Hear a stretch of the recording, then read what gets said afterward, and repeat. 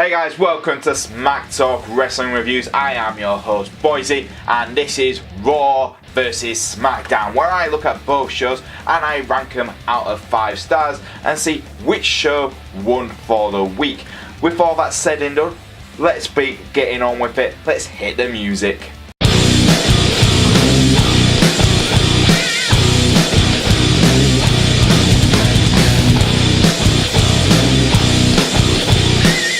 So we started off Raw with a moment of bliss. Alexa Bliss was announcing the 4 Raw male competitors for the Money in the Bank ladder match. It's Ricochet, Braun Strowman, Baron Corbin and Drew McIntyre. This for me was a very long-winded segment in my opinion. I felt like it just went on too long. Every guy wanted to put their 2 cents in on why they wanted to win. Drew and Baron Corbin's bickering. Yeah, interesting to see how that goes in the future, but just really didn't add any spice to it. And then obviously we had a tag team match where we saw the baby faces versus the heels. This was all because Braun Strowman was sick and tired of hearing McIntyre and Corbin bicker, and he just said, let's have a tag team. Out of all 4 men, out of the Raw side, honestly, I feel like Drew is the one who would be the most interesting one to hold the Money in the Bank. Let's be honest, the Scottish psychopath holding the Money in the Bank suitcase would be entertaining television. So for me, I'm going to give this a 2.5 out of 5. I think it just went on a little bit too long for my liking. But yeah, 2.5 out of 5. So this moved us on to the tag team match between Braun Strowman and Ricochet taking on Baron Corbin and Drew McIntyre. The match itself really works like a paint by numbers type of match. The heels really more in control by the start of the match, and midway the babyfaces started to get more and more momentum until they finally, Braun Strowman comes in, powerhouse, destroys Baron Corbin and Drew McIntyre, tags in Ricochet, allows Ricochet to get the pinfall. The baby faces win. The one thing I will say about this match, which really did, I think it did help everyone, was Ricochet getting the win after last week losing to Robert Roode, who wasn't surprisingly on TV this week. He needed that big victory, and this was a big victory, pinning Baron Corbin. But yeah, very much a standard type of match. These type of guys, these 4 competitors should be giving out better matches, and we'll see a better type of match like this on SmackDown. But it just felt it felt plain, and that's the worst thing you can give this type of match. So for me, I'm going to give this a 2.5 out of 5. Very basic.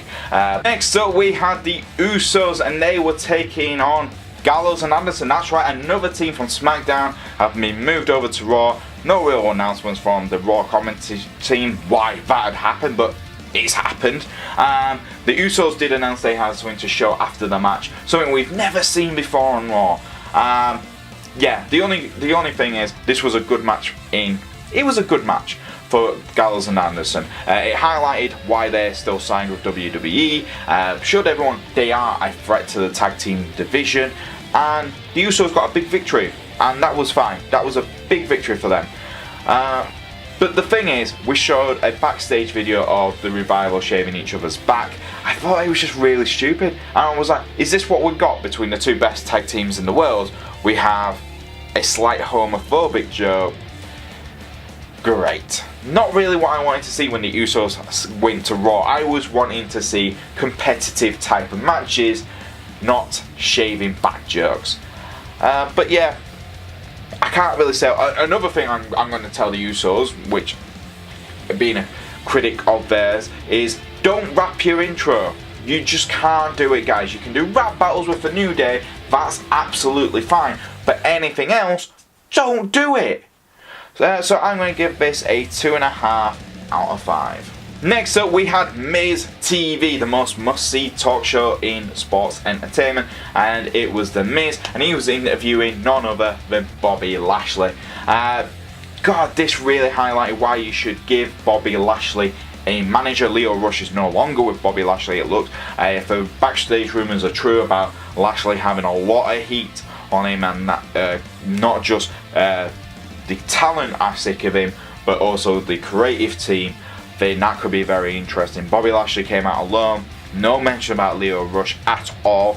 So it looks like that is going to be true. These rumours are true. And Lio Rush is just going to be sticking on 205 from now on. But yeah, that happened. It just, again, The Miz came out looking great. The Miz, he's just come his own since he's become a babyface. It really does work. But Bobby Lashley tried to intimidate him about talking about his dad. That led to a match. The match itself was basic, to say the least. Shane O'Mac came out during the match. Really, you could see it coming a mile away. Everyone's like, well, Shane's, you know, in charge of SmackDown. No, Shane is in charge of Raw and SmackDown with Stephanie, Triple H and Vince McMahon. They're all in charge of every show now. So Shane coming out was no surprise for me. He distracted The Miz. Bobby Lashley hits him with a spear. Bobby Lashley wins the match. After the match, Shane O'Mac starts beating down The Miz. The Miz starts fighting back. Lashley helps out Shane O'Mac, and they continue to beat down The Miz until he chokes him out. Later on the show, The Miz does challenge Shane O'Mac to a match at Money in the Bank, but this time a stipulation is it's a steel cage match, so no one can escape. Really like this idea. Hopefully Bobby Lashley doesn't get involved anytime soon, but Bobby Lashley most likely is going to get involved. But yeah, The Miz was fantastic. The Shane O'Mac beat down afterwards was really good. So I'm going to give this a 3 out of 5. Next up we had the Viking Raiders versus the Lucha House Party. Lucha House Party attacked the Viking Raiders before the match even started. Really didn't do well. The Viking Raiders just used their superior strength and absolutely devastated the Lucha House Party. Didn't really take him much time. The match was a little bit longer than how I'm describing it, but it just felt like it wasn't as long. It just, again, once the Viking Raiders shrugged off the attack, they kind of just decimated the Lucha House Party. They got the pinfall, and that was about it. A kind of repeat of what we got last week, really. That's really got to be the end for the Lucha House Party, hasn't it, on Raw? Let's be honest. There's no way you're coming back from that type of defeat again. So for me, I'm going to give this a 2 out of 5 stars. Very, very basic. Just felt very plain. Next up, we had a second episode of the Firefly Fun House with Bray Wyatt. Oh my god. I have no idea what creative are doing with Bray Wyatt. I love it. It's the comic darkness, which is just, you just don't know if he's a psychopath. This time he was painting a picture of him of a wood cabin burning and someone inside of it, because obviously that's what children want to see. And then we had this really disturbing looking rabbit puppet. Then we had Sister Abigail as a witch now, and she's a Muppet as well. Oh my god, it's just incredibly insane. I can't wait to see the third episode. I just don't know how they're going to relate this onto matches, but my god, if we can continue doing this is brilliant. Put Bray Wyatt on SmackDown. Put him on SmackDown with Randy Orton, because I saw the tweets this morning between the two. I just want to see this again.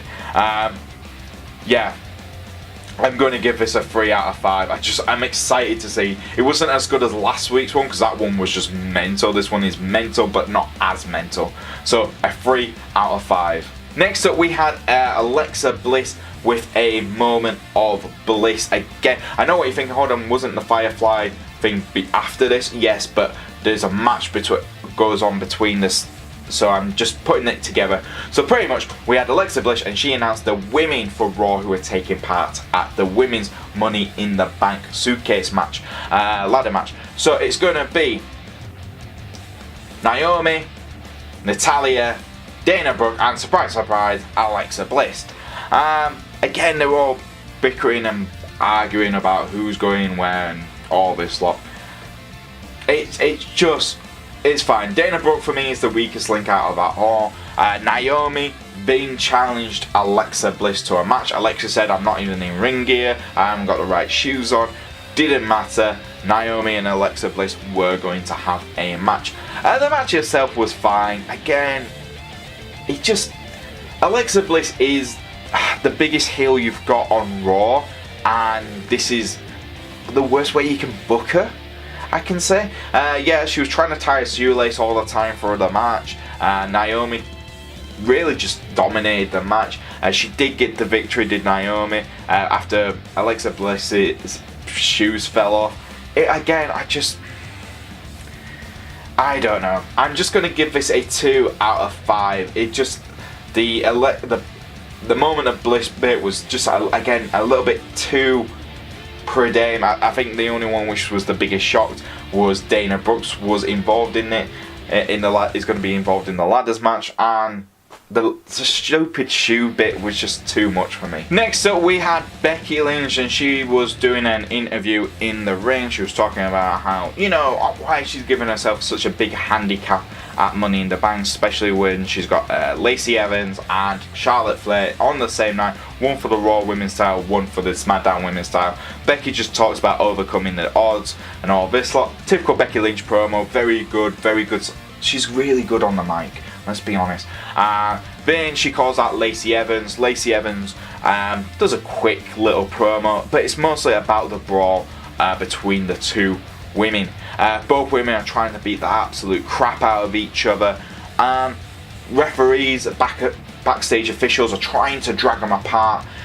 Again, a lot of people really enjoyed this. They said Becky's promo was really good and that they needed this big brawl between the two.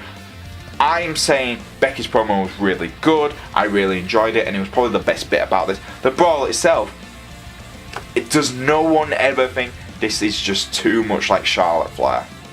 And it was way too much like the Charlotte Flair angle, which we only got a few months back, and that's what took away from it. I'm just every time I look at Lacey Evans, I'm seeing Charlotte Flair, but on the Raw brand. And I know I shouldn't do that. Lacey Evans, different character, different gimmick for her, but it really is, everything they're doing is very similar between her and Charlotte when they were feuding. So for me, I'm giving this a 2.5 out of 5. I know a lot of people did enjoy this, but for me, it was just very much, I think I've seen this before, deja vu. So we had Zack Ryder, Curt Hawkins versus The Revival. Again, we didn't really need this match. The two teams have had some good matches between them, but again, it just felt like we need to squeeze in another match. The match was really, really short. Hawkins and Ryder did get the victory.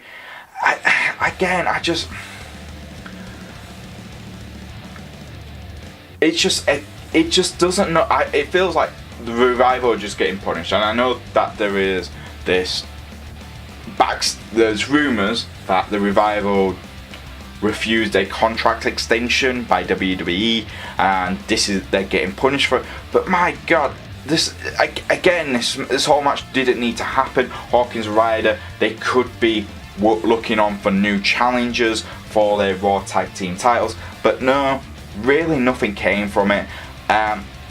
To be honest, I could barely remember the match. That's the worst thing about it. I shouldn't say that about a Revival match at all, but I'm going to just give it a 2 out of 5 stars because it really didn't add anything to the Hawkins Ryder Revival storyline, because that's kind of dead now because the Revival are more focused on the Usos, and it just meant that the Raw Tag Team Champions were just a afterthought. We had Sami Zayn cutting a damn good promo.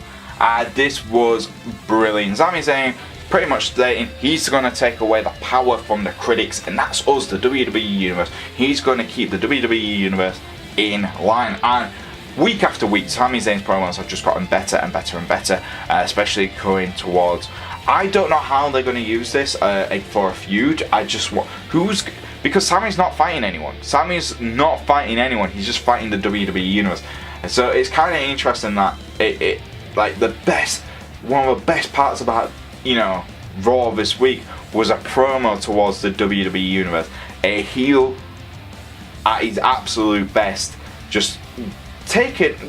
literally taking everything the WWE Universe is saying about him and throwing it back in their faces, and that was brilliant. And he had a breakdown of, you know, all the psycho babble he's been reading, just saying that we're entitled, we think we deserve more than what we get, and then that is so true. I think a lot of fans are very, very much entitled, and I agree. I am slightly entitled in the WWE Universe as well, and I do agree.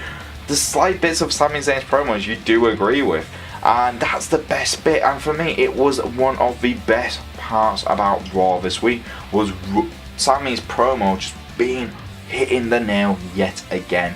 So for me, I'm giving this a 3 out of 5 stars. Next up, we had Rey Mysterio versus Samoa Joe. This was a non-title match for the, thankfully, because it was so bad. Rey Mysterio and Samoa Joe just again, we know they can work well together on SmackDown. They had really good matches in the Fatal 4-Ways. It just felt like in this one alone, it just felt like both guys just couldn't get into the stride, and that was the thing which just absolutely disturbed the match. It was so sloppy. It was so sloppy by two guys who are veterans in the business, and that's a shame. And again, Samoa Joe just doesn't feel like a monster. I don't understand what's the booking decisions on this. Very much that, you know, Samoa Joe can destroy anyone when the title's on the line, but when it comes to shows like on Raw or at, you know, house shows and stuff, oh yeah, he can get pinned. What? Why? Why is this a factor? Why are they doing this? But yeah, it was a roll up by Rey Mysterio. Samoa Joe looked like he could have got out of that. That was something I was really annoyed with. Like, hold on, Rey could have, you know, Rey should have done that a little bit better. Samoa Joe could have got out of that. But it just felt like there was a time restraint, and both guys were just rushing to get it finished and done with. Rey Mysterio's son came out after the match, after Rey was at top of the stage. Dominic puts Rey on top of his, you know, shoulders, and they celebrate. I was like, but you've not won the title. Why are you treating it like you've won the US title when you haven't? Very much 50-50 booking here. So I'm going to give this a 2 out of 5 stars. Last but not least for Raw this week, it was the WWE Universal title contract signing between Seth freaking Rollins and AJ Styles. Michael Cole was the official in this, allowing both men to cut decent promos. They talked about how AJ kept on hearing that Seth Rollins is the next AJ Styles, and then Seth countered back saying, I've never wanted to be the next AJ Styles, I've always wanted to be the first and only Seth freaking Rollins. They talked about how AJ built SmackDown Live. Again, something which kind of annoyed me being a SmackDown fan. I am a SmackDown and Raw fan, but something which really annoyed me as a wrestling fan is AJ is going to be classed as a SmackDown superstar for no matter how long. It's like the SmackDown 6. He's part of that pack of superstars you cannot always relate to SmackDown now. And when he talked about him moving to Raw, he said, I did everything I could on SmackDown, but Raw is where all the big fans are and all the craziest fans. I was like, mate, come on, don't. It took a little bit away from SmackDown there, in my opinion. But yeah, they both started bickering. AJ held the Universal title. Him and Seth kind of tried to punch each other. AJ punches Seth out of nowhere. Seth does kick him out of the ring, and the next thing we know, AJ Styles hits Seth Rollins with a phenomenal elbow and puts him through the table. And that ends the show. The promos were good. That phenomenal elbow through the, you know, putting Seth through the table was really good.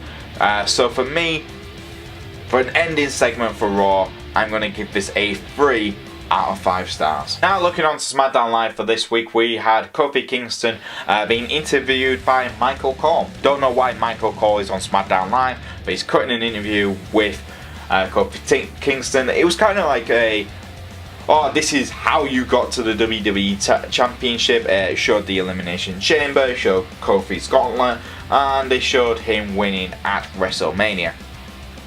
Again, something we don't really need to see. We've seen it quite a lot of recently, and it just took too long and it took a bit too much away from the show, in my opinion.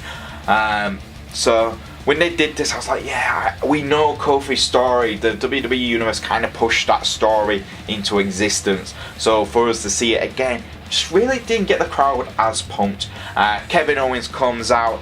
He's pretty much, he gets called out by Kofi, by the way. Kofi goes, look, if Kevin Owens wanted a match at Money in the Bank, he should have just asked for one, and I would have just given him one.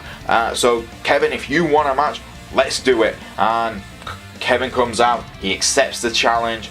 He starts talking about how, you know, it was just a moment. You had your moment, and let's be honest, the WWE Universe, including yourself, all know that moment's going to be over with. He gets attacked by Xavier Woods. Pretty much Kevin Owens super kicks him in the head. Xavier Woods goes down. Kofi chases off Kevin Owens. He picks up Xavier, making sure he's alright. And yeah, that again, it's just a bit too long. When Kevin Owens does a promo, it is good. So the promo bit with Kevin Owens was great. I like that Kofi challenged Kevin Owens at Money in the Bank, so that was good for me. But it just felt a little bit too long, and didn't need to see the montage video again.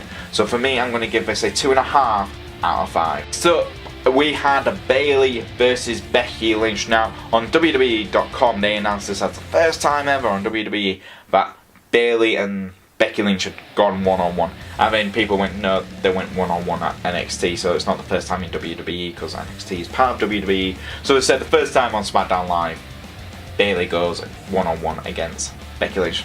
Better, that actually is true. It is the first time on SmackDown Live. But yeah, both women really put on a good match. Becky Lynch looked like the man she was, exactly what you want. She cut a promo before the match. Again, Becky really is good at cutting the promos. Bayley comes out. Again, Bayley looks more aggressive. She looks a lot more like she is a threat to Becky Lynch's title reign in the future. If they keep booking, yes, Bayley has lost 2 matches on SmackDown. But the 2 matches she's lost against Becky Lynch, which she lost last night, and Charlotte Flair last week. You know, the #1 contender. So the 2 best women on SmackDown she's lost to, but she's still coming out of those matches looking absolutely brilliant. Reason is, she's fighting. She feels like she's fighting every single time. These are the best matches I've seen Bayley compete in for some time. They also announced during this match that Bayley is one of the 4 women who's on the SmackDown side of the SmackDown Women's Money in the Bank ladder match. So that's going to be exciting. That, you know, good choice there to have Bayley in the match. Becky did win. She won with a disarmer. When she was about to celebrate, Charlotte Flair comes out. She takes out Becky Lynch with a big boot, and then she chucks out Bayley as well. And then she is pretty much stomping her ground. For me, I think this was a really good match. Again, Bayley showing more aggressiveness. Charlotte coming out and attacking afterwards. No promo, no nothing, just comes out, attacks. That's the end of the sentence right there, really. So for me, I'm going to give this a 3 out of 5 stars. I think it was a really, really well put together match. Next up, we had the Hardy Boys come out. They were addressing their future as tag team champions. Jeff has had a hip injury. This was caused apparently by Lars Sullivan last week, and not last week, the week before, and he hasn't recuperated, so they've had to relinquish the SmackDown tag team titles. Pretty much a big dent there for the SmackDown tag team division right now, because there's not a lot of teams on the tag team division on SmackDown. So with the Hardys gone, hopefully we get something. We get a Fatal 4-Way or something. They have to create teams now on SmackDown with people they're not using, and just use them in a tag team position. But yeah, this was very, very much a shame. A good little promo by Jeff Hardy and Matt Hardy. Next thing we know, Lars Sullivan comes out. He attacks Matt Hardy. He's about to attack Jeff Hardy. R-Truth comes out. He saves him, hits him with a steel chair, does nothing to Lars Sullivan. Jeff Hardy gets out of the ring. He's still injured. You can see him limping.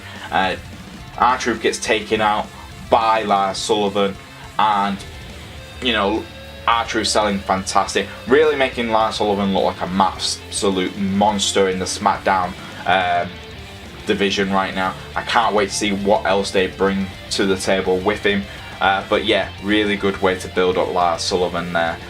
For me, the promo between the Hardys was good. Lars Sullivan's attack afterwards and R-Truth just selling fantastically. I'm going to give this a 3 out of 5 stars. So we had Asuka and Kairi Sane taking on local talent. Didn't even get their names. And we had the Iconics watching on from the side. Asuka and Sane did win. Not really much to this match, so I'm just going to give it a 2 out of 5 stars. It's the big thing afterwards. I think a lot of people have agreed.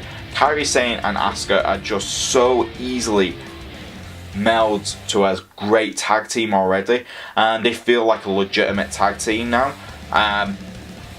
When they're going to take on the Iconics for the tag team title, women's tag team titles, give them to Asuka and Kairi Sane. They legitimately feel like the best tag team in the women's division. Out of Raw and SmackDown, they are the best possible. But yeah, like I said, the match was nothing special. Kairi Sane and Asuka looked really good. The chemistry there in the match was fantastic.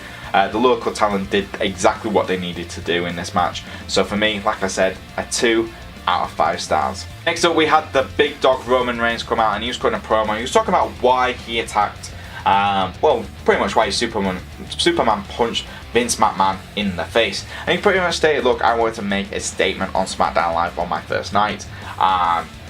And Vince pretty much asked for it. And I agree, Vince does always ask for it. Look, his booking decisions.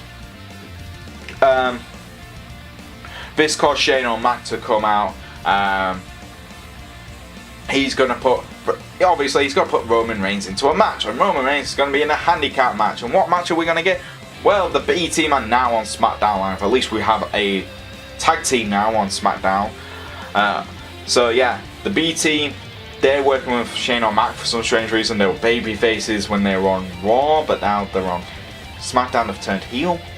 And there's going to be a special guest referee enforcer, and that's going to be Elias. Of course it is. And this led to the match itself. The match itself was pinned by numbers Roman Reigns type of match. Roman overcame the odds, won the match. Yes, I know what they're doing. I think we all see what's going to happen. It's going to build to Elias having the Money in the Bank match against, Roman Reigns, which we are going to get. And then obviously the McMahons are going to replace Elias with someone else. Lars Sullivan, let's be honest, it's going to be Lars Sullivan. But yeah, weird way to bring in the B team. Don't know why they've done it like that. But it just felt like a pain by numbers kind of Roman Reigns type of match. He's outnumbered. The odds are against him. He managed to do it. Yay. You know what? I like Roman Reigns. I'm not going to deny I don't like Roman Reigns. I like Roman Reigns. But putting him in these type of matches, which they did when they were trying to build him up as the big baby face on Raw, isn't going to work on SmackDown for me. Fans are already cheering for Roman because of him beating leukemia. Just use that. Continue letting Roman be Roman. Don't let him be the scripted Roman. We don't want that Roman Reigns. We want the Roman Reigns who was allowed to speak his mind, and that would work on SmackDown Live. So for me, I'm going to give this a 2.5 out of 5. Entertaining match, yes, but it was just so blatantly obvious what was going to happen. Next up, we got a tag team match where we saw Finn Balor teaming up with Mustafa Ali to take on Randy Orton and Andrade. This is all because Tom Phillips, brilliant, this is exactly what you needed to do, Raw, was just have the announcers announce who's taking part. So they had the graphics of the Raw men, and then they had Ali, Finn, Andrade and Randy Orton just added in. Tom Phillips he did a fantastic job. He just said, these are the 4 men taking part in their Money in the Bank suitcase match. There you go. Let's get on with it. And we got announced a tag team match. It wasn't, let's just have a tag team match. This match was already scheduled. And by the way, these guys are in the ladder match. Brilliant. Makes sense. Kinda. So that made it easier. It kind of got rid of all the let's have someone interview them and all this. No, just announce it through the announcement team. Does actually work. The match itself was really good. I actually think this was a really good match, better than what we got on Raw, surprisingly enough. Mainly because, end of the day, you had 4 competitors who just highlight the match. They highlight everything. They make it more exciting. Andrade coming out telling Randy Orton he's going to teach him a thing or two as well during the match was well put together.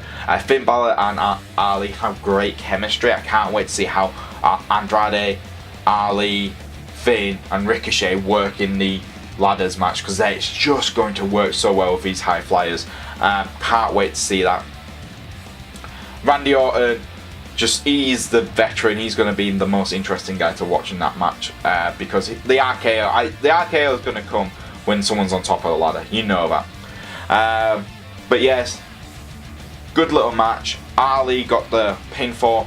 He pinned Andrade and then Randy Orton hits an RKO on Finn Balor. Ali super kicks Randy Orton out of the ring, and the baby faces stands strong. For me, I'm going to give this a 3 out of 5. Ali getting the pinfall was correct. The only gripe I've got on it is should have had more time for this match. I think if he had a little bit more time, it could have been just a little bit better. But yeah, a 3 out of 5 stars. Last but not least, we had a Kevin Owens show special, and his guest was Xavier Woods. Comes out, it's just the chairs. He's got rid of all the decorations and stuff. He goes, don't need it. It's something the New Day would do. I don't need it. There was like literally no time left, but what WWE was very clever. Kevin Owens calls out Xavier Woods to do the interview. Xavier doesn't come out, so he pulls out a Xavier Woods action figure with a big E1. Tries to interview the figures, goes useless, kicks him away. Starts talking about how Xavier Woods and all that are useless. Kofi Kingston comes out. They just have a beatdown. This is exactly what they should have done at the start. It really does save the segment for me. Just both guys going at it. Kevin Owens escapes through the crowd, and that's the end of the show. If they'd done that at the start of the show, and that could have led for the tag team match to be a little bit longer, in my opinion. But they should have just done that. So for me, I'm going to give this, because it did save this bit, a 3 out of 5 stars. And there you go, guys. That was Raw and SmackDown for this week. We also got announced who was going to take part in the women's ladder match for SmackDown as well. We got Mandy Rose, Ember Moon, Carmella, and of course we had Bayley. She was announced earlier on in the show. I think it just shows you how strong SmackDown is. The only one which kind of give me a thing in my head was Mandy Rose. That's only because Sonya Deville kind of gave up her spot for her. It was kind of like, oh, the McMahon said we have to work out who it's going to be, and Sonya just went, you have it. And I was like, oh, okay. That had a little bit of drama, guys. Come on, entertainment wise. But yes, what am I going to score Raw and SmackDown for this week? Well, I think both shows, on Raw you had everything go on a little bit too long, in my opinion, and I think SmackDown just wasn't enough time for everything. So I'm going to give both shows the same score of 2.5 out of 5. I think that is a fair score for each show. But what was your favourite part of Raw and SmackDown this week? Guys, come on, leave it in the comments below. And if you do like our videos, why don't you like, subscribe, and press that bell to keep notified so you can keep up to date with all my videos. And if you want to follow us on the old Twitter, it's at Smack Talk YouTube. That's a U and a tube. And if you want to follow this guy on the old Twitter, it's at Boise88. And I'll see you guys next time on Smack Talk Wrestling Reviews.